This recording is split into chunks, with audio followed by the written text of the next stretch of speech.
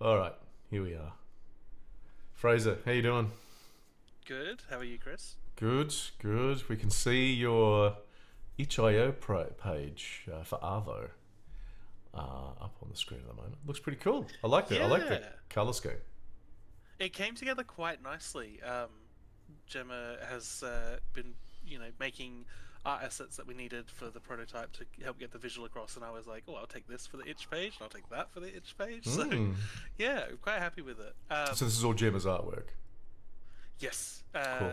Yeah. Nice. I mean, everything, even in the screenshot, it's all Gemma's artwork. I have not. I'm not the best artist, and especially under time pressure. So, um, yeah, Can I I write? Can defaulted I write a to. comment? Yeah, I'd love that. Looks great. We have had more engagement than I was expecting with it. Okay. Actually, let me pull up the analytics. But I guess for context, we were doing something we called Prototype Month, which was just try and make a prototype in Engine of all the stuff we had come up with, Yeah.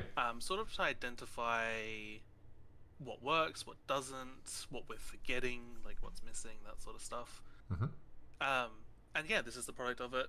We were a little nervous to publish it because it's very rough. It's Um, on. It's on itch. Come on. It's yeah, on and itch. also I was like, Yeah, it can be rough. I think I would love to see like any game I've played and enjoyed, even games I've played and not enjoyed. I would love to see a prototype version, like an earlier build. I Mm. think Mm. it's just really interesting and like on the other side of it, if you have that timeline, that playable history of the states of the game, I think that's just really cool behind the scenes sort of look. So I was like, I want to see this from the game, so I think we should do it. Um, but yeah, it's had 20 views and a few downloads, Mm-hmm. not including the one I did just now, but Mm-hmm. 700 impressions, Mm-hmm. which is considering we just put it on itch. I made a Blue Sky account for Chronoboros and I also was their I was Shonen about to profile. ask, have you done your socials? It's no, I mean, not really. Like we made the account and posted a thing about it, but I didn't push it. That Okay. was meant to be my task for this week I'll was getting more I'll, socials up. I'll put it out on mine as soon as we finish. Cheers. Yeah, no problem. Um, yeah, it's all come through the tags on itch, which I thought Cool. was really interesting. So it's like Cool. 4 views from newest, free, um, the genre tags. It's all seems yeah all come through there, which I thought was interesting, even in such a raw state, to be getting some number of views in. Mm-hmm. I don't know if I mean, your first comment was it looks good, so I don't know if maybe it's eye catching enough to sort of Oh, I get that think it click through. absolutely. It's got. I guess what I would say, it looks to me it looks like a cozy game because it's got that sort of Mm. warm vibe to it. So, which I think is very appealing. Yeah, I guess that's cozy. Is I think we talked about that earlier, but something I should lean into, especially if I when I do get into Hmm.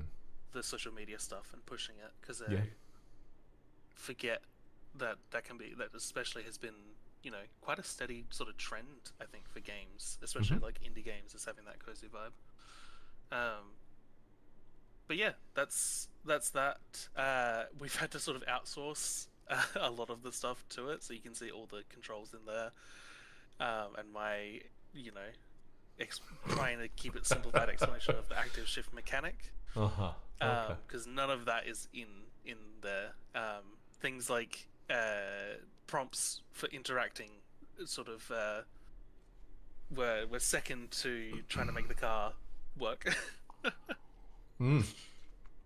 Oh, at least you know that now. You know how much work it's going to take to get that Yeah, together. Yeah. yeah. There's a lot. It's I know you told me weeks ago, but we had a moment on Monday in our meeting where we're like, the scope is ridiculous. Scope Yeah. probably is too large. Yeah. Yeah. Um, but we'll find a way around it. We'll pare the scope down. Yeah. We'll figure That's stuff what out that's what you as do. it comes. That's what Yeah. you do. I'm telling my students that at the moment. I'm doing capstone project currently, and yeah, I'm just telling them all. So they're just. I think there's this natural thing when you're starting out. to kind of just go big, you know, just oh yeah, let's do all this, yeah. And then when you realise just how long it takes and how exhausting it is, and that you can sometimes you never get to the end. That's when people start like, oh, okay, yeah, scoping. Now I understand. Let's get rid of a few things. So now and as a designer personally, it's like thinking about the game mechanics and those design aspects and being like, it's not too bad, forgetting that I'm also the programmer and also the artist and also like the every other department. Mm-hmm. And so yeah, it's only a couple systems, but then you have to do everything else for it, and it's like, oh, and now like trying to do the social media and like business things, and it's tax time, and I'm like, I spend 30% of my day actually designing if I'm lucky. Right. Yeah. Well, I did offer to introduce you to some, you know, like a programmer and some other people, but you know, it's up to you. It's up to you. It's a team sport. I think this is a team sport unless you're doing something, you know, where time's not necessarily an issue. Yeah. So were you going to take us through? Yeah, sure. Okay. I've got the Okay. game up, and I think it's screen sharing. Okay, so let me drag that on here, and can we go full screen? There we go. Alrighty. Brilliant. Okay, wow, I love it. This is actually what Rust looked like when Rust first came out. It had like some buildings with no textures, and that's really successful. Yeah, that became really successful. So there's a chance. Well, hey, I'm. It's not unprecedented. Look at that one. I like this one. So this is your work. The truck. That's all Gemma, from the model to the texture. Sorry, I mean your team's work. I mean, I'm Yes. not saying. Yeah. I like that style. I like that style. Yeah, I so- was really impressed. Obviously, being sort of bootstrapping it when it comes to production, we couldn't use tools we were used to using in uni under like student licenses, like Maya. So Gemma had been playing around with Blender for a little bit at the end of last year. Blender's great. This year, Blender's great. and then found you could tie into Clip Studio Paint, and so you could do UV painting with it live updating the 3D model.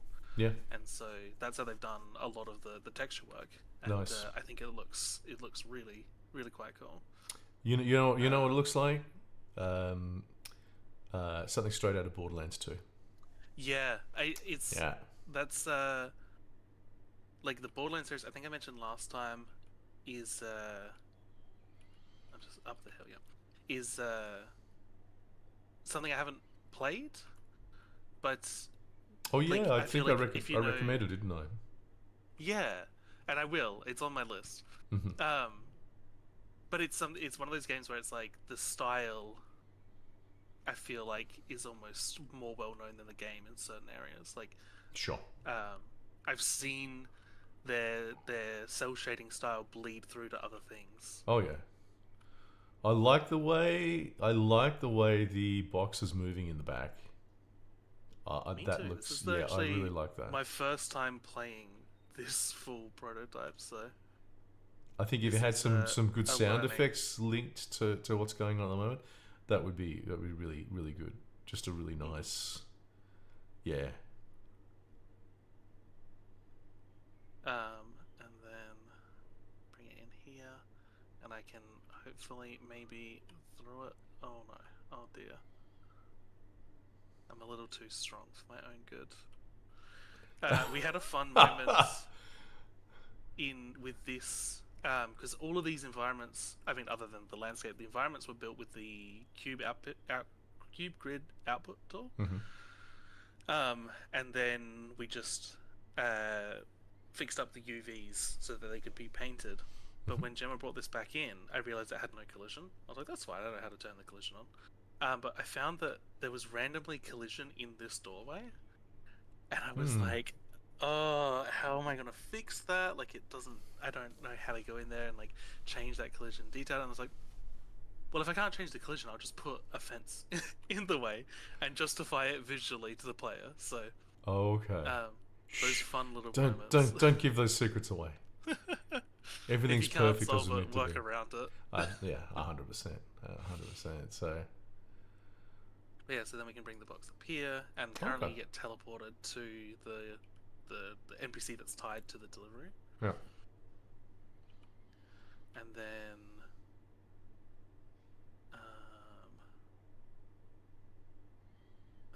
are these characters going to be 2D or 3D in the final game? 3D is the intention. So, do Um, you remember that thing we talked about scoping? yeah. You could yeah. make them 2D. Mhm. That would still work. That would save a lot of modeling and texture. And we've had some experience in Deep Climb with using 2D elements. Yeah. It looks fine. Yeah. I've got I'm some like, I'm students not doing that opposed stuff at to the it. moment too. Yeah. I could keep driving, but I fear I won't actually make it with these boxes, so I might just show off. Oh, I can you? No. really Show me the driving with 3 in, because we've seen it with 1. Okay. Just, okay. I want to see. I don't want to fail, but I will. I think it's looking really good. I really like the look. I like the shadows and everything there. Does it have a time of day? Does the sun move, or is it just permanently? That's actually one of the things Golden we thought hour. about is in the scoping being like, a changing time of day and dynamic weather, and then I was like, I like the vibe of Golden Hour better, and it's so much less work. I just when you when I was looking at that and when I was seeing that, I was thinking, have you ever seen the movie Bedazzled? No, Pretty old movie. familiar. Brendan Fraser. But there's a thing when he's sitting on the beach with his girlfriend, and he's very sensitive, and he keeps crying. He looks at the sunset and keeps crying, and says, "Oh, will that sun never set?" It just reminded me of your Golden Hour thing. Is you could work that in there. So you'll have to have a look. No, You'll have to look it up. I love that. I mean, it's like that's a part of like the inspiration process for me when designing. Like, I have experience as a photographer, and so Golden Hour is quite a favored time for a lot of cozy, sort of romantic or just good looking photography, especially like portraits. So that's part of the influence. But then even things like I played a lot of GTA San Andreas when I was probably too young to be playing it. And okay, that explains so much. Yeah, I remember so much, so many times driving along the road and just being completely blinded by the evening sun in that game. And there was that box is done for. I don't care. I've got to ask: is there a penalty for dropping boxes? Not currently. We want to implement some sort of point system, which would be affected. Oh, look at that! Oh, that's amazing. That looked really good. But yeah, a point system positively for driving faster and doing jumps, and negatively for the boxes falling out. Mm-hmm. Now there should be an enemy spawner, around here. But we're still cooking on that one. We sort of had a brainwave just recently where we thought if the whole game is about boxes and packing them and moving them, the points should probably be a box as well. Mm-hmm. And so the idea of sort of having your physical cash, you have to take it to a set location to cash it in to buy the upgrades and whatnot. Mm-hmm. But it's still very much in it never got touched in prototype month because of focusing on other things. Mm-hmm. But it's something that I'm going to work on soon because the car physics have been causing me headaches and I don't want to think about them for a bit. I'm going to procrastinate. Well, maybe I'll introduce you to that programmer. Yes, yeah, that would be cool. I I just don't know if I just had some ideas when you were playing that. So the little enemies, because they sort of jump up, don't they? And is it possible they could jump up and try and get into your car and dislodge your cargo? Interesting. I mean, there's the only limitation there is my programming skills. That would take a bit of that would take some maths and coding. Yeah. Maybe our current plan maybe for not. them is to be much more destructible to the car and not have such a huge impact as they just Mm-hmm. did, but to be a target, so an increase in the points, so like a motivator for players to veer off track and Mm-hmm. aim for them. Mm-hmm. So less of a need for them to go and interact with the player, and more encouraging the player to go out of the way to interact with them. So But one yeah, thing I was one thing just I'm gonna say is it doesn't necessarily look very Australian. This what doesn't remind me of Australia. This reminds me of Borderlands. interesting. Um, is there anything you can sort of pinpoint currently that's doing a lot of work to make it feel un-Australian in that way, or is it just Doesn't necessarily feel genuine? un-Australian. Just doesn't. There's nothing there that says Australia to me. Did I mean? Did you use any references when you were sort of building the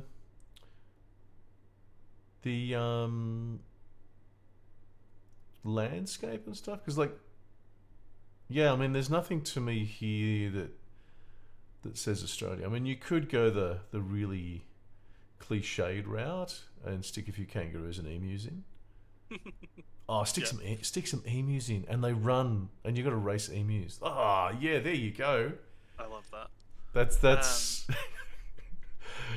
yeah, you have identified it. There is no reference to this landscape. Um, no.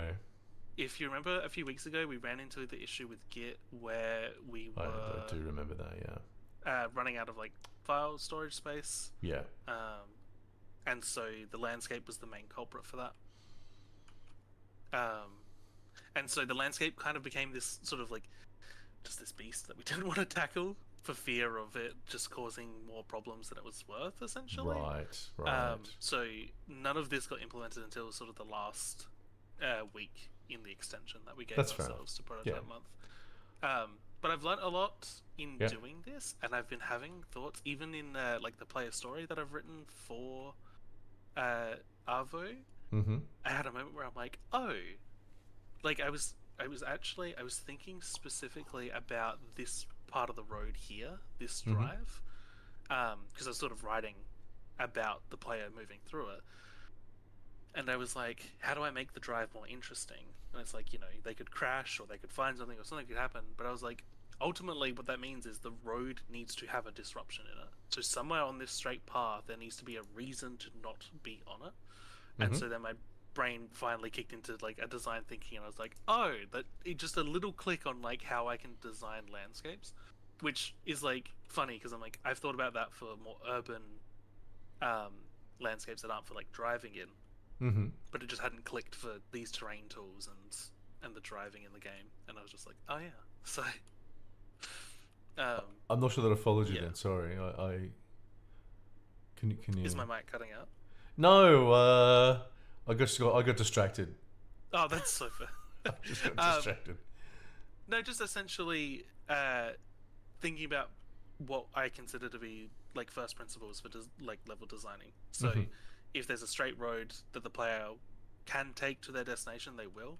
And so if you want to make it more interesting, one of the easiest ways is to put stuff in the way to stop them from taking the direct route. Mm-hmm. Mm-hmm.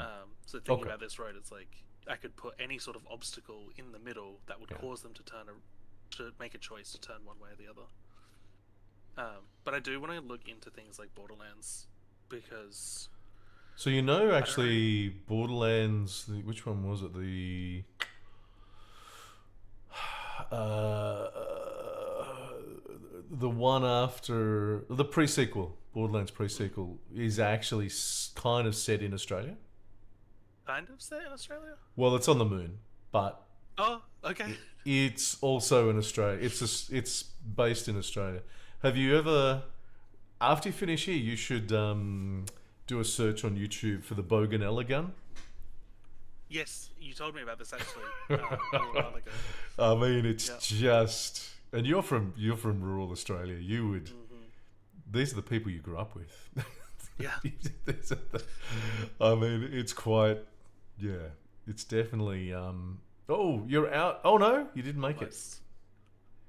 Look, it's looking really Uh, good. I mean, even though sure, there's some things that could be improved or whatever, but the mechanics, the way that it drives, looking good. Like a really Thanks. nice little prototype, I think. For it's the sort of thing someone would come along and play and say, hey, it looks really good. Obviously, there's a lot more to do there, but I think you've got something which is, it's some eye candy, Mhm. which never hurts. Even though Yeah, your and mechanics need to sort of, you're going to work on your mechanics and everything, but having that eye candy there, people always respond to eye candy, if it looks good. I think yeah, like it's like eye candy. I think is such a good way to put it because it's like Yeah.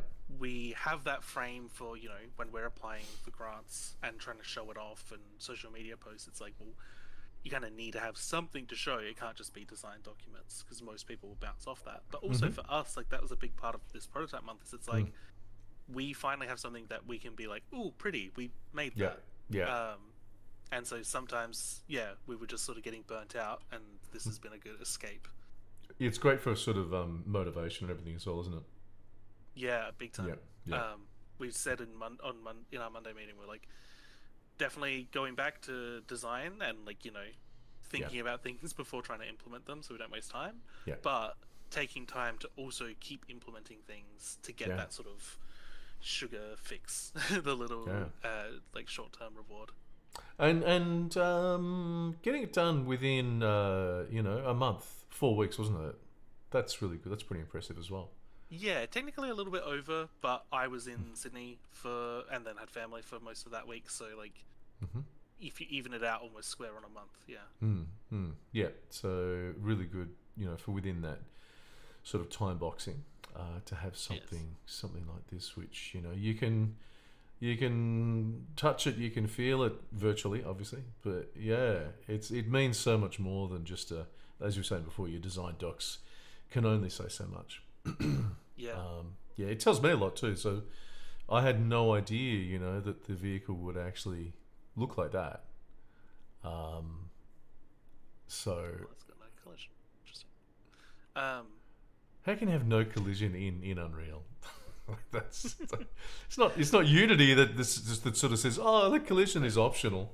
You don't need collision on a mesh. it's odd to me that it's just the railing. I don't know if maybe these were considered a separate part of the cube grid, but then they're painted. I don't know. Yeah, I'm not sure. Oh, you Um, did them internally in the engine as well, didn't you? I modeled them, yeah, in the engine, and then Yeah. That's Gemma new. took this Yeah, one.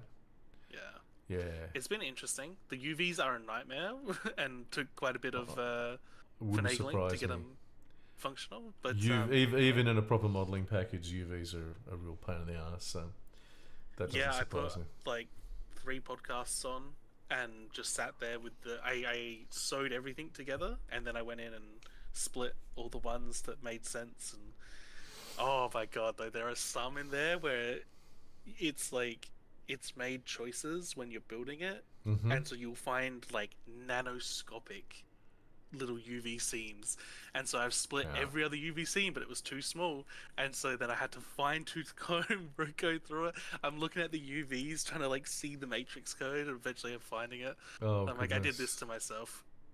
I chose this. Yeah, I mean, but that's also an experience thing. So Mhm. knowing the best way to do your initial UVs and then clean them up, there, that's just a matter of sort of experience and experimentation. But Yeah, and I think I hate dealing with UVs. Something to avoid if it's you can. also a product of prototype month, right? Where it's like Yeah. I built these models, Yeah. these grey box models in Unreal because it was fast and easy, and then it was like, well, we don't want to spend the time rebuilding the model in Blender. Let's just take the model we have. Then we go, oh, these UVs are a nightmare. But it's like, well, do you deal with the nightmare UVs or completely rebuild it? So either way, it's Yep. it's less about what's best and looks best and works best. It's or even has the best like pipeline. It's just whatever is quickest and hopefully easiest in the moment. Mm-hmm. But Hey, you that's learned it. some stuff too.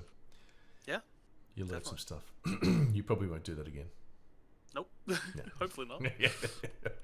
Yes, that's a common learning outcome. It's like, oh my god, I will never do it that way ever again. when you discover how much work you've created for yourself. So, cool. Yeah. Looks really good, as I said. So, we were going to look at. Is there anything else you wanted to say about your prototype before we move on to our next?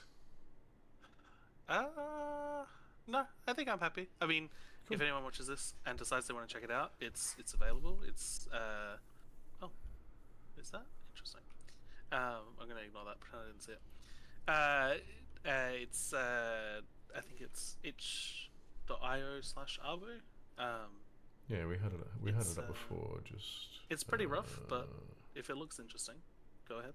Let me know what you think. If there's anything you think would be good or different, or Yeah. anything that's not working, any bugs, there's a comment box down there.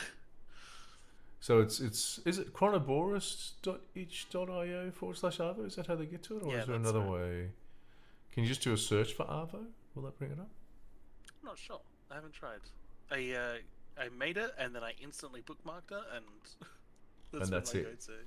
Okay. Yeah. Okay. So maybe just if you could do a search on Arvo or something, I guess, or Chronoboros. That's probably the easy one. Well, not necessarily easy, but that's the one that would bring stuff up. Cool. Alrighty. So there we go. Check it out. Looking really good. Looking forward to seeing the next version. When's the next release, mate? So No pressure. the next round of funding that we're aiming for closes at the end of August. Mm-hmm. Part of the requirements for that funding is a playable prototype. Okay, which you've got. So hopefully we'll have a prototype V2 end of August. Okay. All right. Otherwise, it'll be a more refined, polished version of prototype 1, but I honestly think it's probably going to be easier to start over, especially, like I said, things like the map sizing issue, and even just the toll the texture tools take on my PC. I'd like to start again now, knowing how that works a bit better. Yep. Yeah. Sure. Okay. Alrighty. So we're staying on Arvo, aren't we? And we're going to talk about the player story that you wrote during the week. Yeah. Yeah. So last time we talked about, I had written a player story for Yakuza after we had talked about it, I think, the week previously. And so I've spent some time working on this. It's a bit longer. It's 2.5 pages. Yeah. Similar sort of premise, first person, from the perspective of the player, playing as the character in the game. This one was really interesting though, and I'll break it down more after. I assume we'll read through it now. But took a lot longer because we didn't have. Well, I mean, Yakuza was a finished game, so any references I needed already existed. Whereas here, there was a lot of things, which I think make this a great design tool to be like, oh, I haven't thought about this, or how does this actually work? You had to manifest them from the ether. Exactly. It's like, okay, there's nothing there. What's gonna be there? That's why one of the approaches to designing is to start with an existing game that has some of the elements that you are interested in. That's why it's quite useful to start with that and then build from that, because you then don't have to sort of come up with everything. And I think that happens kind of in the reverse as well, right? Like, people will naturally tend to make games that are borrowing and inspired by other games they've played, because it's 100%. an easy start point for their brain, whether you do it, and I think it reminds me of when we were doing a little bit of texture painting in that Arvo prototype. We had like the grey asphalt for the roads, the base brown dirt, and then a little bit of like greeny brown, sort of grassy. And as Gemma and I were on call, and I was like, where do I put this?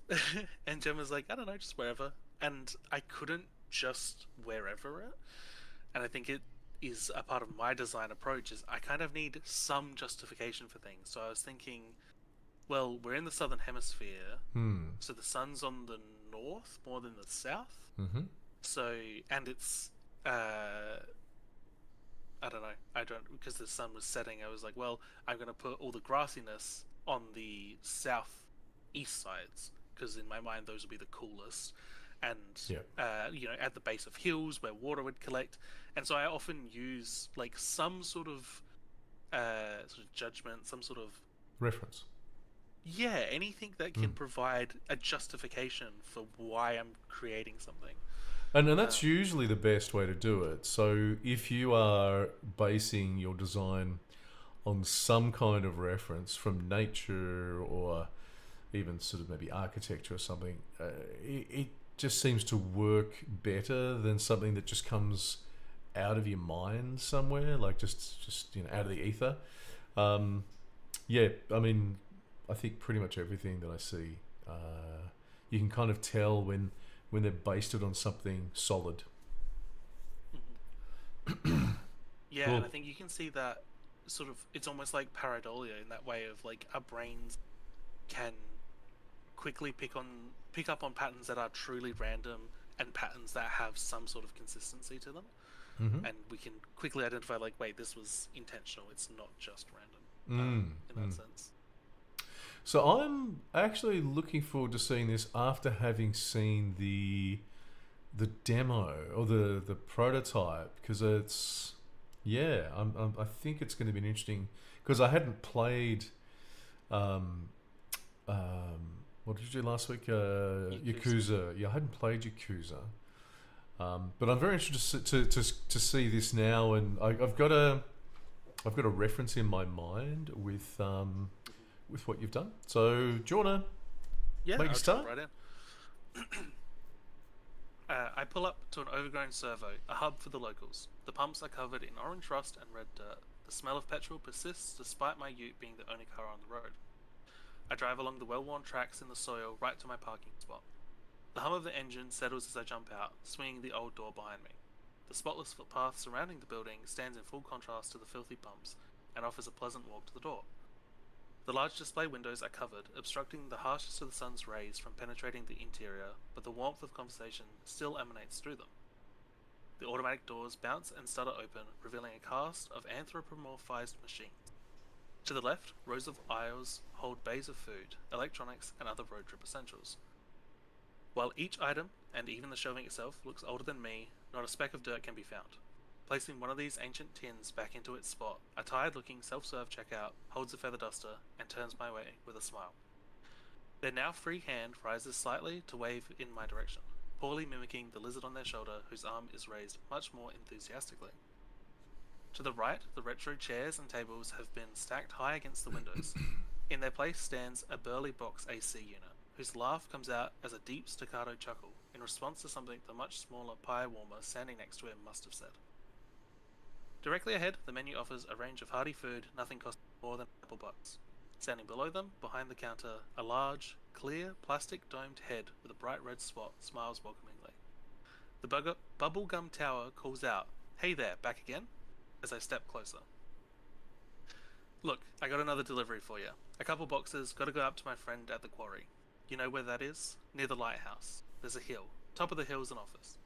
You'll find him there. What do you say?" I accept, taking the larger box first and walking back to the ute, loading it into the tray. The box sticks up well past the sides. A short trip back to grab the smaller box. This one is much lighter than the big one. Over to the lighthouse. I've been there before, shouldn't be an issue, but then I have to find the quarry. I jump into the ute and throw it in reverse, pulling away from the servo. I brake and move the shifter into first gear.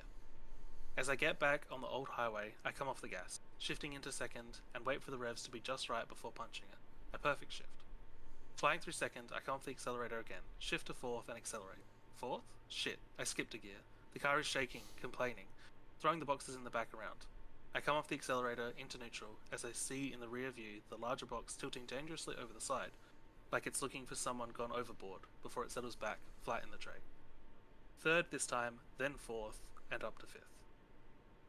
A small hill approaches. I remember from the drive up here, but hidden from me the first time is a small house. As I get closer, I see movement out the front. What if it's another human? I slow down and turn the car to investigate. Two large red boxy critters are bouncing around and into someone. Help! Please. One of the things has jumped back from the person crying out. It starts shaking like a cat's butt the moment before it pounces.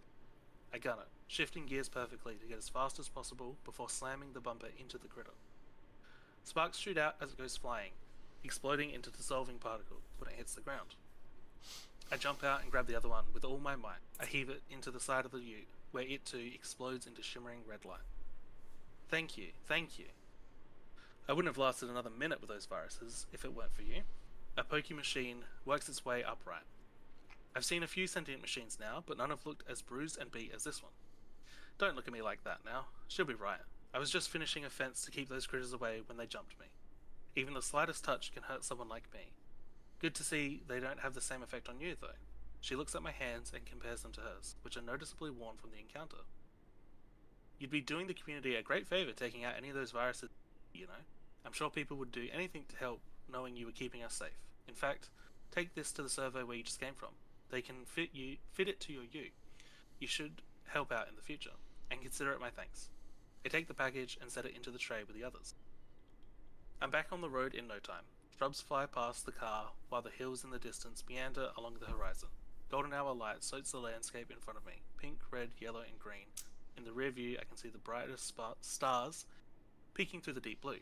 Thunk. The ute has come off the road. I pull hard to the right to try and correct, but I'm going too fast. I can feel the centrifugal force pulling me to the left, and then it suddenly stops. The ute flips and rolls several times before sliding to a stop. I climb out unharmed. Shit, where have the packages gone? I flip the car back onto its wheels and look to the other side, where the boxes have settled in a small divot. I should pay more attention to the road next time. It's not long before the lighthouse moves from the horizon to right in front, and the hill nearby has some buildings at the top. That's got to be the quarry. I keep the car gear low as I climb the steep hill, switching back part way to get to the top. Cresting the final bend, I can see tall, sturdy fences surrounding a collection of transportable offices which have settled over time into the hillside. I pull up and jump out. I'll come back to the boxes once I know where I'm going. Following the path, the path leads into the ground floor. Lockers fill the open space with a narrow walkway leading to showers in the back. Heavy work boots sit under benches and high-vis vests line the wall. Climbing the stairs reveals a small collection of desks organized into an open office setup.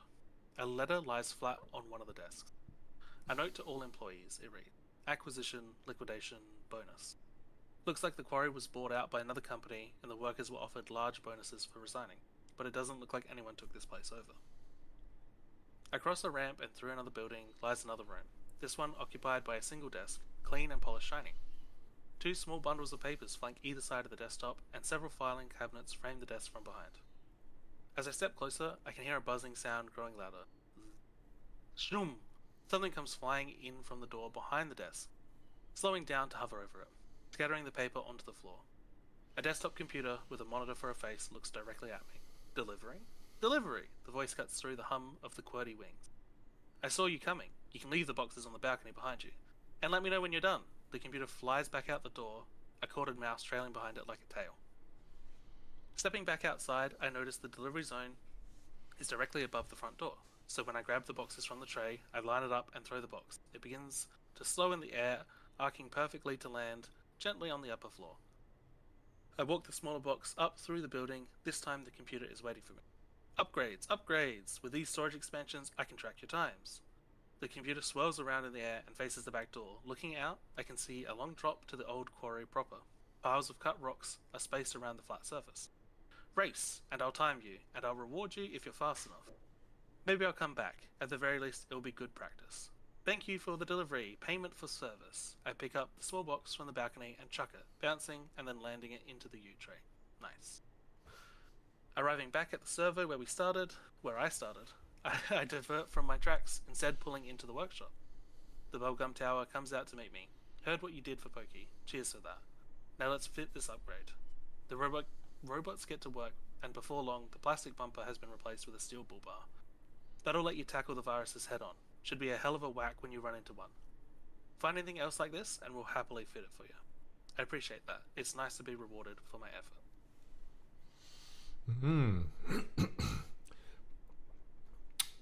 Yeah, wow. There's a lot there. That's really interesting as I was saying before, after sort of seeing your basic sort of prototype, and then seeing all this kind of extra stuff that comes into it with the player story, that's really interesting. So I think there's still a lot there, like the prototype, that is clearly not fully explored. But how do I you mean? like having this player story. Like the workshop, um, I have intentions of it being a servo that's come to life, and so the Mhm. pumps are doing the interaction, but I didn't want to have to describe a whole nother robot in this story. Um, the idea of side quests isn't sort of fleshed out a lot. You sort of just run into someone who needs help and gives you a reward for it, but like Mhm. there's not much more of a progression than just sort of, it's more of an encounter than a side quest. Um, You don't have and to have everything in the one story, but I mean, yes, yes, you yeah, know, this is only one. Yeah. but I think it's nice.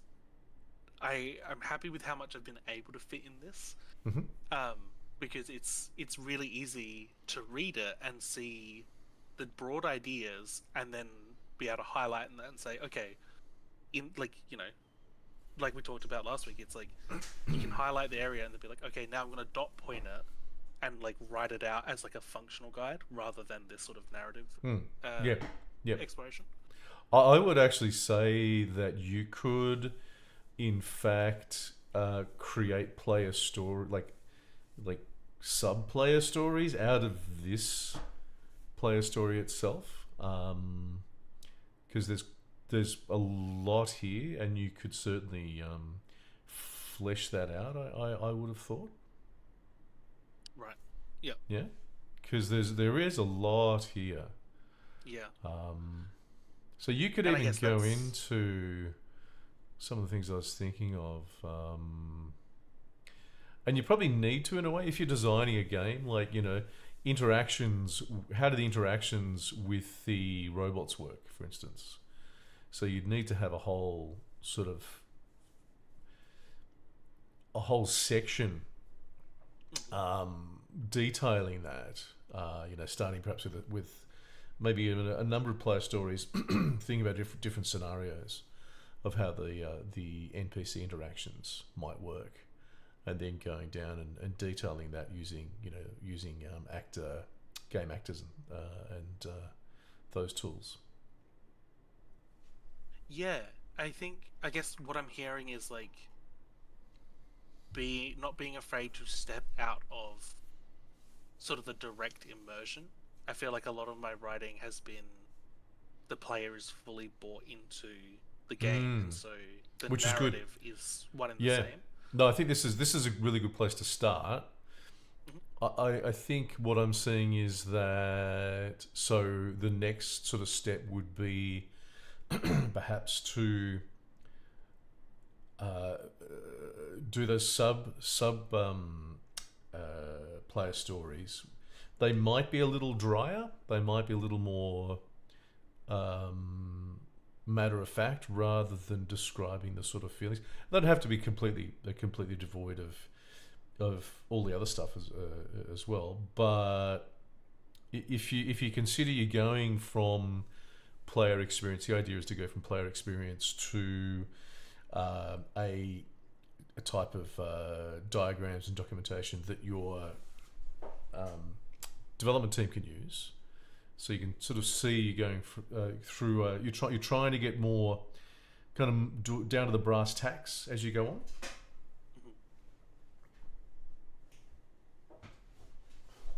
You don't like that idea? So It's a I'm very just dark- writing. I'm just writing the notes down. So, So you think, even in the context of a player story, you get further into the brass tacks when you're getting more specific. So it's almost like a very clear progression from like this very narrative vibes emotion through to. I think there's a ecosystem I think there's a details. progression. I think there's a progression. Yep. So you can start with the very touchy feely, for lack of a better term, version, which has a lot of descriptors and a lot of, this is what's going on, this is the color, and it's very much about the feel, the look, the feel, etc. But then I think when you start going into more detail, so I think if we have a look through here,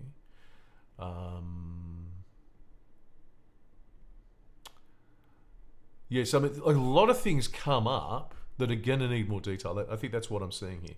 So the relationship between the player and the car, for instance. There's a question that comes up. I mean, you've got the smell of petrol persists despite you being the only car on the road. So, that one line there, you need to kind of unpack and again, what does your development team need to know? Yep. So do you think in that case, like, is it up to the designer's preference whether they do like a secondary focused player story for that specific aspect, or immediately jump into sort of the design documentation we've talked about previously?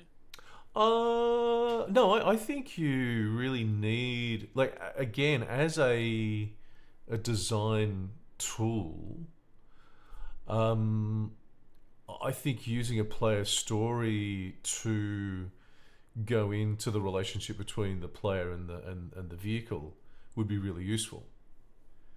But you're getting into details, whereas this is a very big picture. Yep. So you're going from the well, in fact, you've got sort of very, the first thing is you're talking about. We're looking at a very high level, which is fine, which is exactly the sort of thing we need. But then you still need to go into the detail. I mean, and I think using player stories for that is until you get to the point where you don't need to expand really anymore. And I guess there's been a bit of a gut feeling as to when the time is there to start using, start creating diagrams and things like that. Right. So I can already imagine how I would start structuring a player story that was focusing on the player-car relationship. Yeah. But are you saying you still would avoid including like explicit? I'm thinking like what feels odd to me when I'm thinking about these player stories is the idea of being like, I press E to get in the car, or no. That's no. Still divorced from that. No, yeah, no. That's really the information that is, well, hang on, where are we? So, easiest thing is to maybe come into here. So, this is kind of the lowest kind of level. Yeah.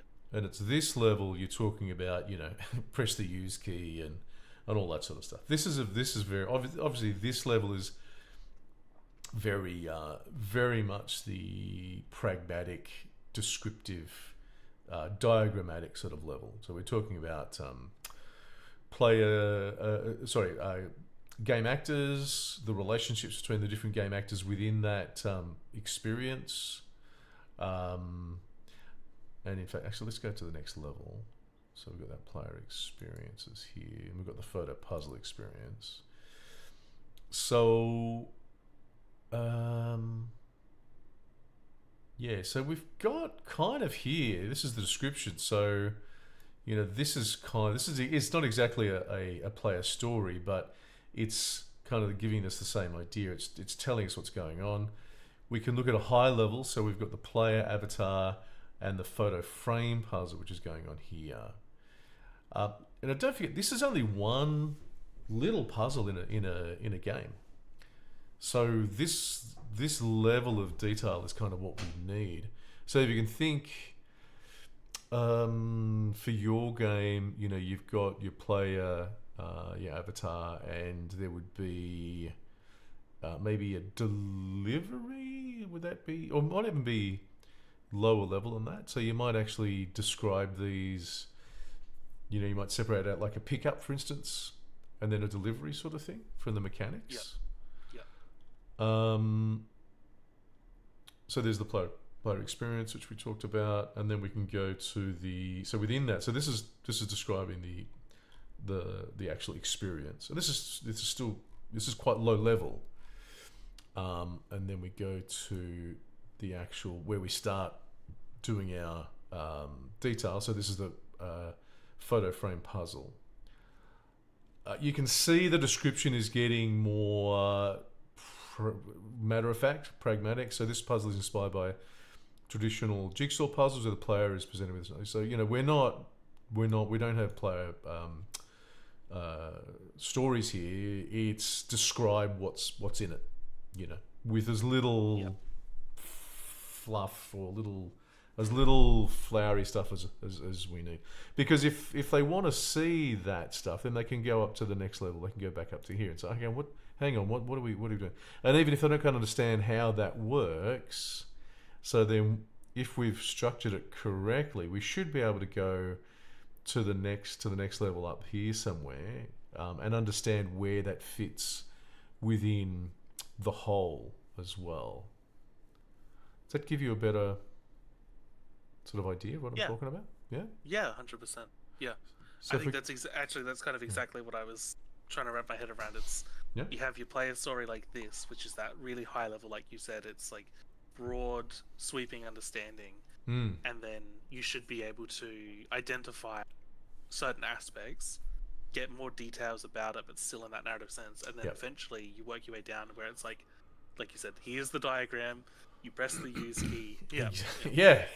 Because that's what your programmers and your artists, what do I need to model? What do I need to do materials and stuff for? Like, there needs to be a button. It's like every little detail needs to be. And it feels like there. What I was talking about before the sort of playing the prototype, where I was talking about, I really kind of need to have things to justify the decisions I make. And so, I can imagine if I got a document, you need to make this delivery pickup system, and I can see the elements, and I go, okay, cool. But then if I run into any sort of roadblock, I could just make a choice at random, whichever one I happen to decide is best. But if I can go up a level, understand the experience that the player is meant to have, I can then use my knowledge and my best judgment of how I think I can achieve that to overcome the sort of whatever problem I've found. Yeah, which is the whole point, Instead of being left to just guess without any context, you're giving your development team the context. They don't necessarily have to come to you. I mean, they might come to you if you're available. You might be doing pre-development on something else. But if you're not there, they can get the context of what's going on. Or the team leader, might be the one who gets the context. Sometimes even it's the sort of leadership that needs the sort of big picture, and then they can talk. They can inform the programmers or the artists, the modelers, etc. So yeah. So this is an iterative process in itself, but I think, just to reiterate, I think what you were talking about. So the number one. Well, in fact, actually, I didn't say that, but we've been talking about the vehicle, the Ute. Only people in Australia will know what that is. So this, what it does once you've written this, it's like, okay, now I can go through and I say, oh, right, okay, I need to drill down into this. I need to do something so that I can talk about the relationship between the player and the Ute. Number one, that's going to tell me something. There's also this overgrown servo. We're going to have to do something with that. What does that mean? What is it? No one knows what it is at the moment, except maybe you. Things like, I say, well, there's things in here which you don't necessarily need to, but are there for maybe your dev team. So things like driving along well-worn tracks in the soil, that's more of a feel thing, so that's all good. Running your parking spot, not sure what that means. Where's your parking spot? Is that actually at the servo? What role does the parking spot? Does this do something in particular? Is this where you have to park there, or you get recharged, or if you've done damage to your car, it gets fixed? What is that? I'm not asking. You don't have to answer that, but like this is a question I'm looking at. And see. Yeah. And then okay, hum of the engine settles as I jump out. Okay, so there's some important stuff we need to know about the sound effects with the engine. So again, this comes back to the details on the actual vehicle. So things about the engine, spotless footpath. That's interesting. So this is really good. So telling us something about, and I'm assuming that's because the robots are keeping it clean. Yep. Yeah. Mm-hmm.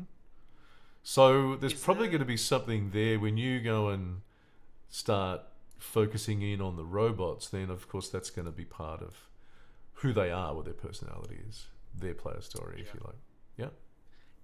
Do you think there is a weakness to this technique? Because, like, you call out the parking spot, and that whole sentence I put in there as a narrative tool to sort of try and indicate that the player has some familiarity with this sort of environment. But I can see really easily, if you're not sure, it sounds like that might have gameplay significance. So do you think that's potentially a weakness in this sort of design tool, is that it can sometimes be hard to identify things that are to serve the narrative in this moment versus things that are actually relevant to the game? Or But should what I it- have been more What it careful does do in that is sense? the whole idea is that it highlights those things. So as I just said then, like I'm reading through this parking spot and I'm just asking those questions. So as the designer, you can say, yes, this is a special parking spot and something special happens here. Or you know what, I'm going to change the wording of this and we're just going to park out the front of the overgrown servo. Gotcha. Yep. So you can change the language a bit. Yep. So A it's more so lot of just this- like being mindful as the designer of how this isn't just a narrative for narrative's sake, but Yeah. the whole point is for it to be broken down. So if you put Yeah. too much attention on one thing, it might unintentionally be picked up in that sense. Interesting. Yep. Mm-hmm. So, should we keep going through? I'm keen to sort of go through and actually, Yeah. go through the whole thing. One thing I would say, and this is more of a narrative thing, I think it would be good to put something in here before, or maybe look, you can put it wherever you like, but there's nowhere you really explain what the robots are. And when you were reading through it, even though I knew what they were, I kind of didn't feel like I knew what they were because you haven't Right. told us what they are. So I think you need to sort of work something in there in this paragraph, or even add a paragraph to tell whoever's reading this what the what those characters are, what those robots are, because you sort of go straight to the sort of detail, but I don't know. I think it's it's probably it's something you'd have to work out the best way to do it, but you might have a smaller paragraph at the top talking about introducing the Yeah.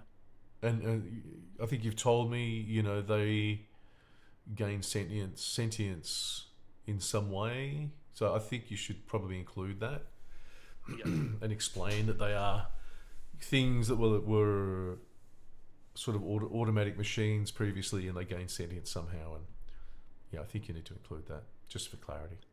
Yeah, I think at the start of writing this, I was quite hesitant to speak the character's thoughts. Mm-hmm.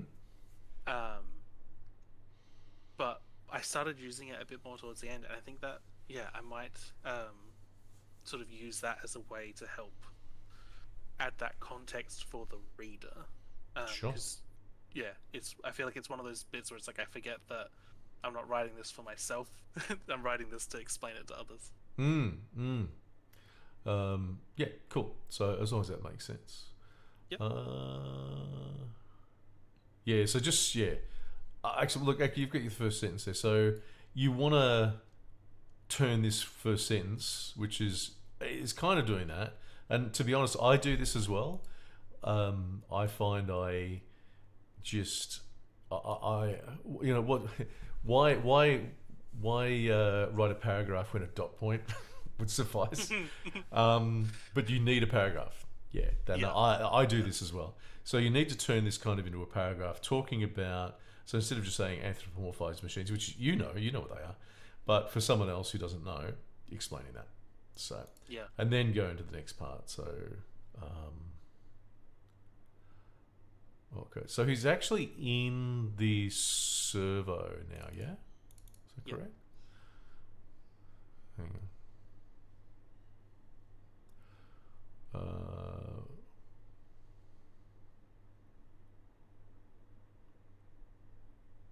Oh, okay, okay. I miss you, so I just missed that. So, yeah, okay. Okay, so you're describing that. Yeah, that's fine. So, um, so each item and even either shelving itself looks older than me. Not a speck of dirt can be found. Okay. Yeah, so I mean, this is really good. Obviously, at some stage you're gonna have to unpack this as to talking about the servo, what it is. There's going to be a lot more detail there, but for this is absolutely fine. Tired looking self-serve checkout. Okay, yeah.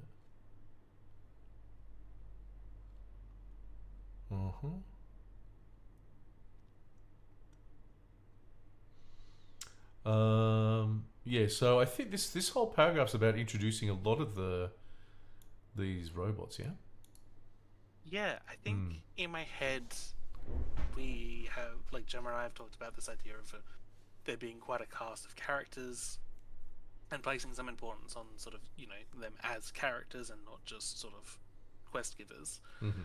And so when I was writing it, I wanted to include a bunch of, but then it sort of just turned into like, you know, pointing out the people in the room and not really offering them much more than that, characterizing them slightly. But I think splitting this paragraph in half and, like you said, like dedicating one part to explaining the significance of them and sort of who they are and why they're characters, and you can sort of then I can intersperse in between some of the characterization. Mm-hmm. And I think it gives that whole first opening, you know, like you said, it helps get across the explanation, but also it gives them more meaning for them being there, which also then feeds back into the idea that I barely touch on, the idea that the servo is sort of like your first hub area where a lot of different quests and side quests will start and end. So I would expect an entire player story just on going into the servo and yeah, experiencing that. But yeah, you know, yeah.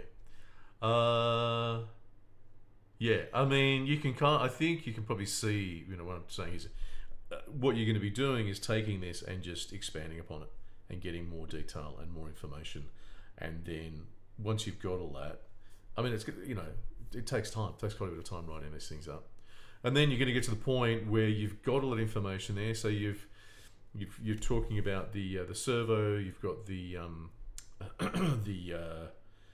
what was it, the vehicle, the different robots. And so once you've gone through and you've written player stories for all of these, you're going to have a lot of information. And of course, you really want to structure it. You really want to have... I'm not sure what you're using at the moment, but having some sort of wiki, like I'm using Confluence here, you can use... There's different wikis out there.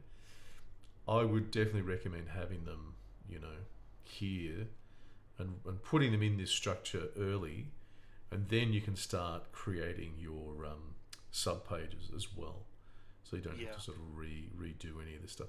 And I'd even say, like, you can have your hierarchy of player stories as well. You know, there's no reason you can't do that, and you can link between all of these. I think because I think these player stories really tie it all together for me, because I do love a good bit of organization, and so the wiki structure really appeals to me. But I have struggled with designing when I'm just doing that really base, you know, all the diagrams and stuff that I feel like is kind of the main core part of like these wikis. But the details, being stuff? able, being able to do the player story first, and then pull the branches out of it and do the dot points and the diagrams, I think is going to be a much better flow for my design process. So Yeah. So you're a big picture person, I'd be guessing. yeah, Yeah. That's why. If you're a detail person, you would probably hate this because you'd be wanting this. You'd want to even start with this. So it might be interesting if I can find a detail person to get their reaction. And in fact, I probably can. I've certainly got a few students so I can talk to about this because I have a feeling. But of course, like most detail people are going to be the people doing the building. You know, the coders. Most coders are definitely detail people, and they want detail. They want this kind of detail. Don't bother me with, you know, the big picture. I don't need it. I just want. I'm thinking. Tell me what I have to build. I'm thinking about how much of my life is like big picture in the sense that there are details, obviously, and I write and form and collect details, but ultimately my guiding principle is it's how those details sort of multiply and add together that sort of informs that. And so it's funny, I hadn't considered how much of a big picture person I was. So I was like, oh well, yeah, I don't like details there. Yeah, the details are It's interesting. Have you heard of Gestalt psychology? I think you brought it up a few weeks ago, and I brought it up to my partner, who's studying psychology, and they were like, they told me something about it. I think I wrote something down and then forgot. Well, it's because it's one of the principles. The whole is more than the sum of its parts. So if you're a big picture person, you're seeing the whole. If you're a detail person, you're just seeing the parts.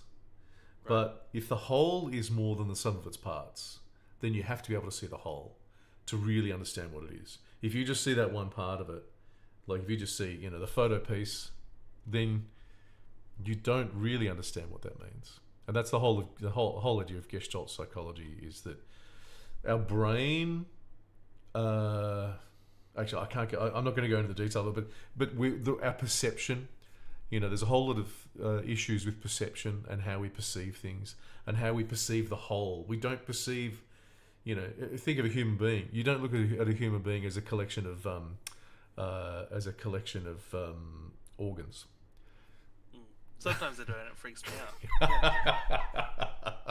Well, it should, if that's the case. But you know, if you think of, you know, a romance story, or if you're falling in love, you're not seeing that person as a collection of bits. You're seeing them as the whole. So I think for designers should be big picture people seeing the whole.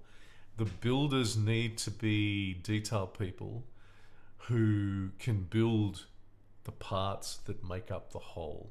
So we both need each other. And the whole idea of this at the end of the day is how we big picture people talk to and communicate with the detail people who are building what we're designing. And it's amazing how often that doesn't sort of effectively happen. So should we sort of keep going through this? I think, you know, there's I'm happy. I'm chilling. Just sort of looking through this. I can pull myself out of the existentialism that's been going through me, and I'll focus on this. That sounds good. Existential. What's the existentialism? I really just thought about how every little part of me is big picture, and I was like, wow, that's really just summed it up. So that's good. I'll be short on that till next week. That's fine. Yeah. I'm generally the same, which is why I'm not necessarily the greatest programmer in the world, because programmers need to be detailed, and I'm not detailed, but I've had to be detailed because I've had to do programming and stuff as well, but it kills me. Anyway, so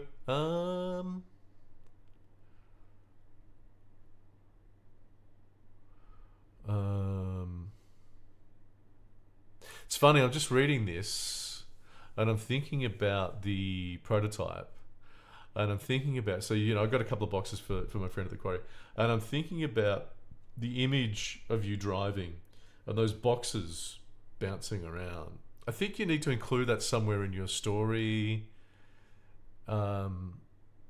And it's interesting now, since you've got that, I'd be linking those images you've got because I think they look great. I think they're really good. I would recommend having like doing a video or even a GIF of that, and having that linked to that. So when your build team sees that, they've got a good idea of what they're going to be building as well. So anyway, that was just a thought that came through. The Ute, yeah. Box up well past the sides. Over to the lighthouse. Cool. So, lighthouse is obviously a something. So they know how to get to the lighthouse. So presumably the lighthouse is going to be visible in the level from there? That would be the smartest way to design it, yeah. Are you planning to have a map or anything? We talked about this. We definitely don't want a mini map. Mm-hmm. We've thought about like old school paper map, Uh-huh. but the practicality and the design implications we haven't explored much more than knowing we don't want players looking at a mini map in the bottom corner the whole time. From a technical point of view, it's actually relatively easy to create a map. You just use like a orthographic camera over the thing, and yeah, it's actually relatively easy to do that. So if it's something you wanted to do, technically it's not very difficult. Yeah, I don't know if maybe like information signs scattered around with the same map, and each one having the correct "you are here" sort of landmark. Maybe that would align more with our goals. Yeah. I think it's one of these things where it's like I've sort of set myself a challenge inadvertently of forcing myself to create a really good map, because we don't want to lean on waypoints and markers and mini maps to guide the player. We want a map that can be learnt and navigated. So another question there might be what are your player expectations going to be as well? So you might have to do some testing. I mean, you might. I mean, if a whole lot of players or test players complain, why is there no map? Even if they can get through, that's something you have to deal with at times. Okay, so into the Ute, throw in reverse. So put the servo brake, shift to the first gear. Yeah. Come off the gas. Okay. Yeah. Okay, so obviously there's going to be an important thing. Even while I'm reading through this, I'd really like to see more detail on what this is, because this is really important. This is your mechanic. Yeah. And at the moment, do you have much detail on that? Do you have much? Well, this is the challenge. I had one interpretation of it, and Gemma had another one. And so once I built my interpretation, we went, wait a second. And so I was kind of just a bit uninterested is maybe a really strong way to put it, but writing this section I was like, well, I need to change this anyway, so I didn't want to go into a lot of detail of the version we currently have, but I didn't want to stop and spend the time designing a new version just to fit it into here. But you're gonna have to at some stage, yeah. Yeah. I guess if I could put a box around any paragraph and say "still under construction," it'd probably be this one. That's okay. No problem. So anyway, so this is here, so we know this exists. This is cool. Sort of understand that. I didn't know, because you're saying you skipped a gear, so I didn't know you could do that. So that's interesting.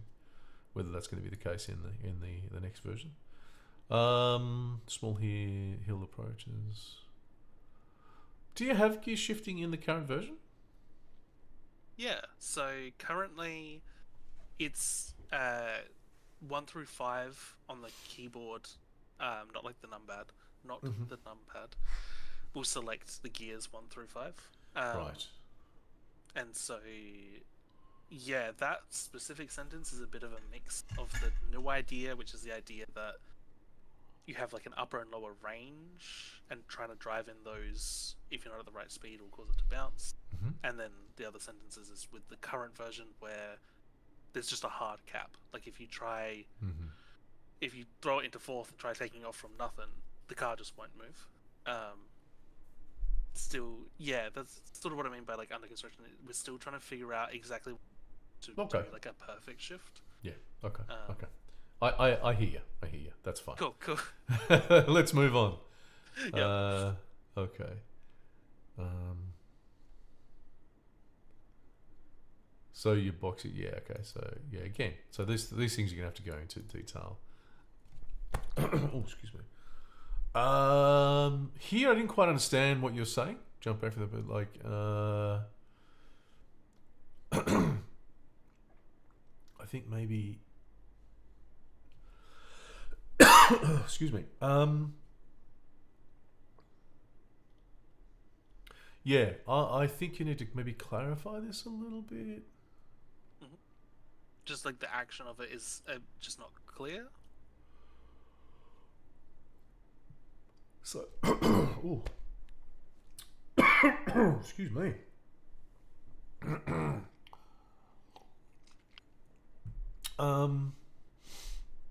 So those things never don't look human.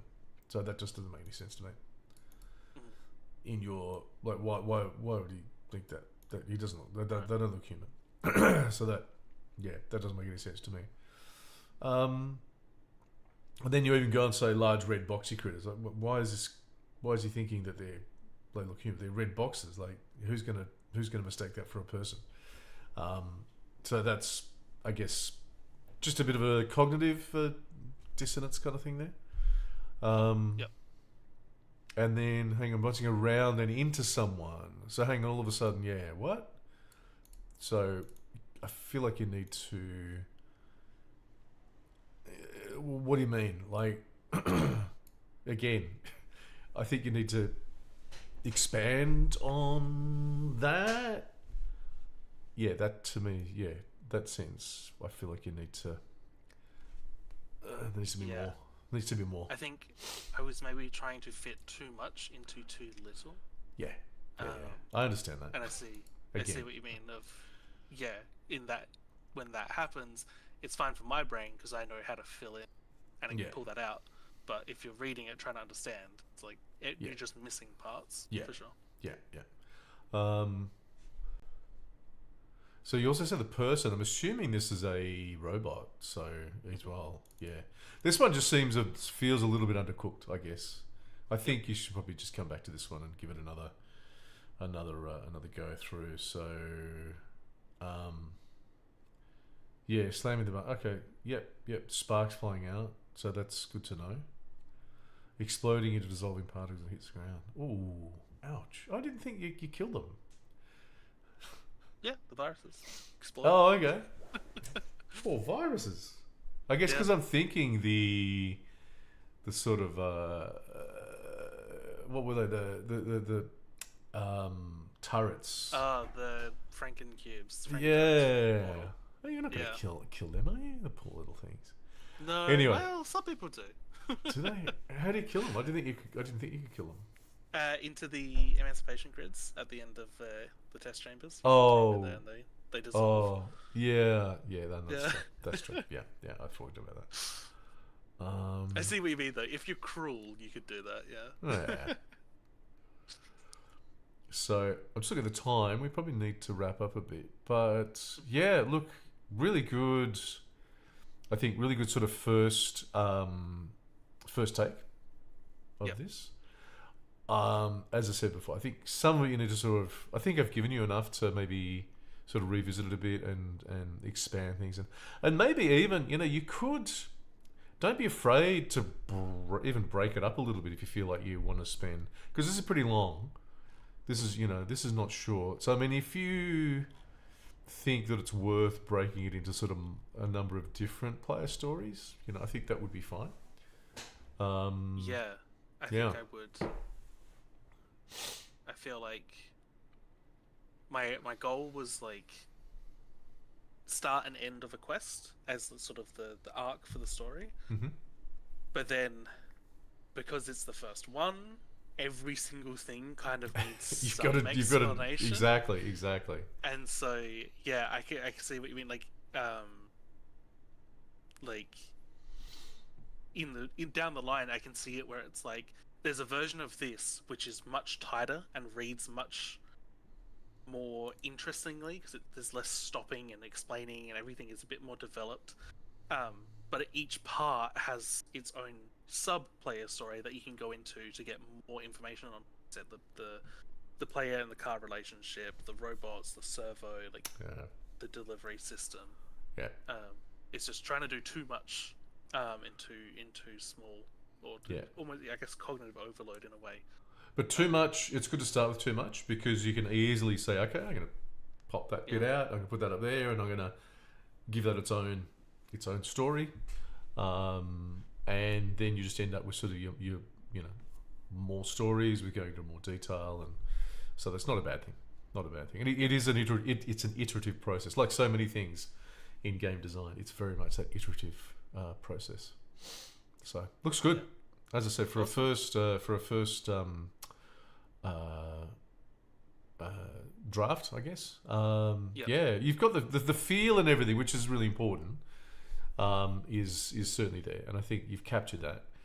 Now it's kind of like going into finding the detail, finding out what you need to sort of focus on and break apart and stuff. So nice. Yeah, I'm keen for that. I was complaining to Gemma because I was writing it, and I was writing the paragraph we got up to about fighting the viruses for the first time. Mm-hmm. And getting into that, and I was like, that's when I messaged Gemma. I was like, I think our points should be a package that you have to deliver to cash them in. And Gemma was like, I love that. I'm all for that. And cool. Then I was like, I don't want to keep writing this. I want to go and do that now. So, yeah, it'll be nice to step back and hone in on something. Cool. Sounds good.